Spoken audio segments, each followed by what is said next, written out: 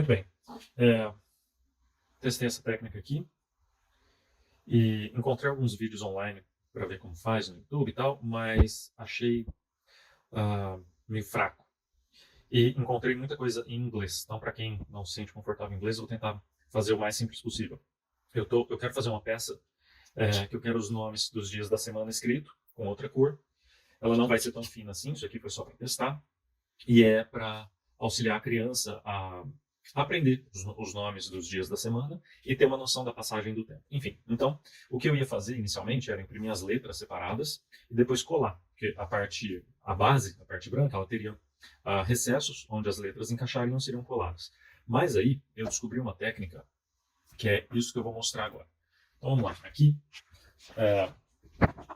estamos no Fusion. Isso não é um tutorial de Fusion, tá? Foi aqui que eu desenvolvi essa peça para teste. Então eu comecei criando um sketch com o texto que eu quero. Dei um volume nele. Aqui eu usei 0,3 milímetros, tá? Esse volume tem que ser o volume que você vai usar, a altura, na real, melhor dizendo, tem que ser a altura que você vai utilizar na primeira camada. Só a primeira camada pode ter duas ou até mesmo mais cores. Vai dar mais trabalho, mas funciona também.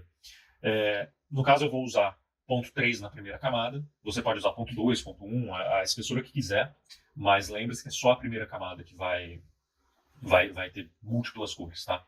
Então eu optei por 0,3, então eu estudei o texto em 0,3, criei um outro sketch ao redor, um retângulo, só para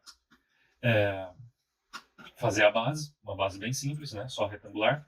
Aí para a base, eu dei um volume de estudei uma altura de 0,3 para cada lado, usei a opção simétrica. Então, na verdade, a hora que eu medi aqui, o total é 0,6. Ou seja, essa base ela tem duas camadas, cada camada com 0,3. Na minha peça final, eu vou extrudar 0,3 para nivelar com o texto, mas ali para baixo eu vou fazer ela muito maior. Então, por exemplo, vou mudar aqui só para você entender, vou mudar para dois lados. E esse daqui eu vou querer ela mais grossa, vou querer com uns, não sei, talvez meio centímetro, algo assim, possivelmente. Eu quero ela mais grossa porque eu quero ela algo mais resistente, então eu vou testar depois.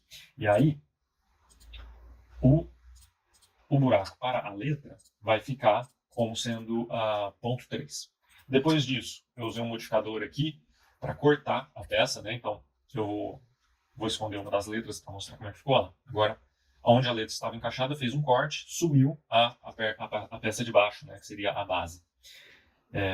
Então, agora eu vou voltar a base lá para o simétrico, com 0,3 de altura, porque para o teste é isso que eu vou usar. Duas camadas só, tá bom. Na verdade, não. Eu vou fazer o seguinte, vou mudar aqui para 2. E para baixo eu vou colocar 0,6. Então, 3 camadas de peça base, da base aqui, e uma camada para o texto. Vou voltar com C cedilha. E aí, por fim, eu só dei um fillet aqui, uma arredondada nos cantinhos. Legal, beleza? Fez isso. Vai lá. Export. Lembrando, isso não é um tutorial de Fusion, então vou meio mais rápido que der aqui. Terça. Estou salvando no desktop mesmo. E eu quero o formato STL. Vou exportar isso daqui. Beleza? Exportou. Vamos lá para o nosso amigo Orca Slicer, certo? Deixa eu tirar esse material extra aqui que eu tinha colocado. Beleza, abriu aqui. O que eu vou fazer? Vou importar meu modelo. Está aqui no desktop, terça.stl. Carregou. Tá lá. Como você pode ver, ele é um objeto só. Só que eu quero ele... eu exportei vários objetos, né? Certo? Mas ele veio como um único objeto. Como é que eu resolvo isso? Eu fui aqui em objetos, né? Opa, agora que eu cliquei ele voltou para global, vou para objetos, botão direito em cima de terça, split, aí tem split to objects e split to parts. Se eu colocar objects, olha o que ele vai fazer. Olha lá, ele separou, mas agora você pode ver, ó, eu consigo mover eles aleatoriamente, separadamente. Inclusive, ele jogou pro piso da mesa de impressão essas peças para elas não ficarem flutuando, né, as letras. Não é exatamente isso que eu quero, essa não é a melhor opção, porque depois eu teria que ficar alinhando isso, vai dar uma dor de cabeça fenomenal. É muito mais prático se você der um split to parts. Aparentemente nada aconteceu, certo? Ó, eu vou pegar o objeto aqui, vou mover ele, você vê que aparentemente nada aconteceu. Só que aqui expandiu a quantidade de objetos, certo? Ó, eu posso selecionar, mas está ruim de visualizar, né? Porque eu só tenho um material. que é o perfil de material que eu estou usando, do Creality Hyper PLA. Eu vou aqui então na aba filamentos, clicar nesse Add One Filament. Ele vai adicionar mais um. Ó, legal. Agora eu tenho filamento 1 verde e o filamento 2 amarelo. Também Hyper PLA da Creality. Aí o que eu vou fazer? Eu vou clicar aqui no meu primeiro objeto e eu posso usar o teclado, os números no meu teclado, e eu vou apertar o número 2. Ó, já mudou para o filamento número 2. Se eu apertar o número 1, ele volta para o filamento número 1. Então eu vou no número 2, vou opa, dá um Ctrl Z aqui, número 2. Com a seta do teclado eu movo para baixo, seleciono o próximo. Número 2, já iluminou o R, próximo, C cedilha, A e o T. Pronto, mudei todos que eu queria mudar de cor. Então, as letras eu tenho numa cor e a base numa segunda cor. Não tem importância qual cor que está aqui no Orca, tá? Isso daqui é só como referência. Se você quiser mudar para as cores reais, pode mudar. Fica até melhor quando você tem mais que duas cores, começa a ficar um projeto mais complicado. Alterar as cores aqui de acordo com as cores reais que você vai imprimir pode ajudar você a garantir que que todas as peças correspondem com as cores que você pretende imprimir, tá? No caso aqui eu não vou me preocupar tanto, as letras estão na cor que eu vou imprimir mesmo, só o verde ali que não é exatamente essa, mas não tem problema. Bom, como eu disse, é a primeira camada que vai imprimir colorido. Então, essa aqui, nessa orientação, é a última camada que está sendo impressa. Então a gente tem que virar o objeto para baixo. Eu vou selecionar essa ferramenta aqui, é a mais prática, mas você também pode usar a ferramenta de rotacionar, eu gosto dessa. Vou selecionar essa face, e o que eu estou fazendo aqui é falando para o Orca. Coloque esta face em contato com a mesa de impressão. Tá? Sumiram as letras, né? Porque agora elas estão aqui na parte de baixo. Inclusive, quando você estiver fazendo isso, eu recomendo olhar por baixo e ver se não ficou espelhado, se está certinho, se você não alterou alguma coisa sem querer. Aqui no caso a gente consegue ler terça de terça-feira, tá perfeito, não teve nenhum problema. Vou clicar aqui só para garantir que está no centro da peça, né? Caso não estivesse, ó, e vai trazer para o centro da peça, não, da mesa de impressão. Agora vamos voltar aqui nas configurações globais. E Layer Height. A primeira eu quero 0.3 de espessura. A segunda eu poderia deixar 0.2, mas eu vou colocar 0.3 só porque eu quero poucas camadas e eu quero fazer uma impressão mais rápida.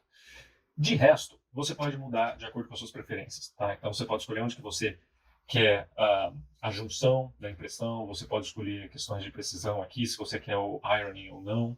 Eu gosto de usar para os geradores de parede esse Arachne, eu acho ele mais preciso. Você pode escolher como que você quer, se você quer que imprima de dentro para fora, de fora para dentro, isso daí não vai afetar na impressão. Essas outras configurações aqui, também de quantas paredes e tudo mais, fica à vontade para escolher a forma como você prefere. E aqui, talvez, dependendo da peça que você estiver imprimindo, usar o concêntrico pode ser que fique mais bonito o acabamento final da peça. Tá? Speed também você coloca aí de acordo com a sua impressora.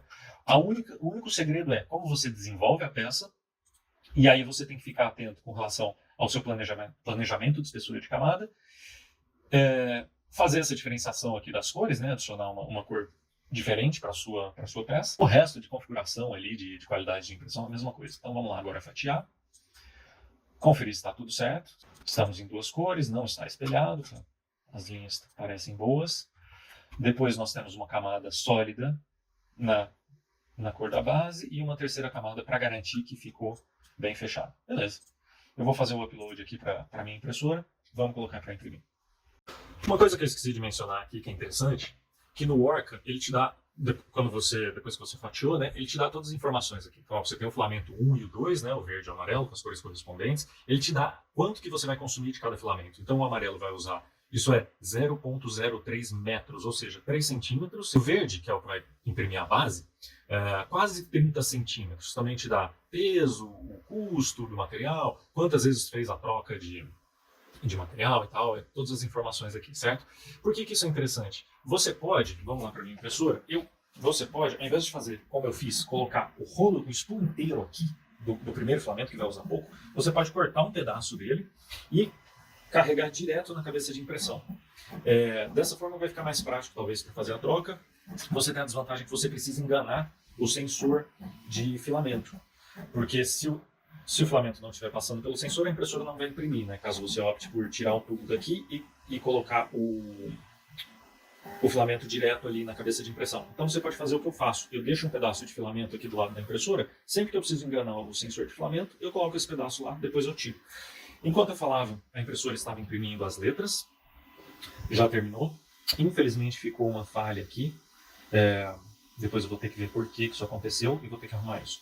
Mas bom, vamos usar isso aqui já para mostrar uma outra dica. Antes de fazer a troca do filamento, eu vou preparar isso aqui. Eu preciso tirar essa linha. A minha impressora, eu liberei o acesso boot. E isso daqui é algo característico do CAMP, que é um processo do Clipper. Não vou entrar em detalhes sobre isso, porque não é sobre isso o vídeo. Então estão as letras, né? Estou checando se elas estão limpas, se não tem muitos fiozinhos. Eu até poderia tentar tirar alguma coisa de fiozinho aqui, mas eu não estou querendo mexer muito, só para a gente agilizar o processo. Então vou limpar a mesa aqui. Cabeça de impressão está parada lá, certo? Eu vou tirar esse fiozinho aqui. E aqui, ó, é muito importante você checar se ela está mantendo a temperatura da mesa, porque você não quer que a peça descolhe enquanto você está fazendo isso. Então ela pausou, está esperando a gente. Vamos aqui fazer a retração do material, porque depois de fazer a retração a gente vai fazer a troca dele. Vamos colocar o filamento branco e partir para a impressão. Então eu volto depois que eu tirar o filamento amarelo. Muito bem, terminou de carregar o filamento branco aqui. Eu tive que clicar 2 vezes em Extrude, porque a primeira vez quando ele terminou, como você pode ver aqui no filamento que ele ejetou,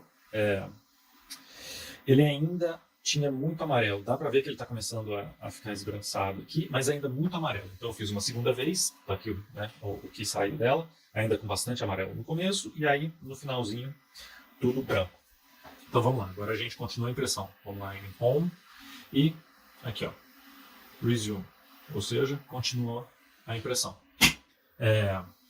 Ela vai aquecer até 230, que é a temperatura que eu estava aquecendo. A mesa continua em 55, ela não mudou essa temperatura. Agora vamos só esperar ela chegar a 230, está quase lá, e ela vai continuar a impressão. Se tudo correr bem, vai ser um sucesso. Vamos cruzar os dedos aqui. Aí, a cabeça começou a mover, eu estava distraído aqui, não consegui pegar aquele pedacinho, pronto. Infelizmente vai ficar uma falha no C, mas são ajustes que a gente tem que fazer aos poucos, né? Eu ainda não tenho muita experiência com esse tipo de impressão, com mais de uma cor na primeira camada, mas achei um método muito interessante e já resolvi compartilhar isso com outras pessoas. Volto quando estiver pronto, não vai demorar muito. Terminou aqui, a ventoinha está até ainda ligadaça. Eu deveria esperar esfriar a mesa, mas como foi PLA, e a mesa esquenta só até 55 graus, tudo bem. Se fosse a SA ou a ABS, esquenta até 100 graus, o ideal seria esperar esfriar porque a peça é muito fina. Vamos ver se eu consigo soltar com uma mão. Ah, já saiu. E o resultado tá aí, ó. Aquela falha ali na letra C ficou, né? Dá para melhorar um pouco ainda. Mas, ó, eu gosto muito dessa textura que dá essa mesa áspera. Essa aqui é a B-Plate, né, para materiais mais quentes. Normalmente não precisa passar cola, ela adere muito bem, se você mantiver ela limpa, obviamente. Algumas falhazinhas aqui e ali, mas em geral, muito bom. Peça fina, essa superfície aqui está boa. Se essa parte de trás for relevante para você, você pode habilitar o ironing e ela vai ficar melhor ainda. E o que eu gosto dessa superfície aqui é que ela esconde as linhas de impressão, fica mais bonito. Se não fosse umas pequenas falhas de extrusão e essa falha na letra C, teria ficado sensacional.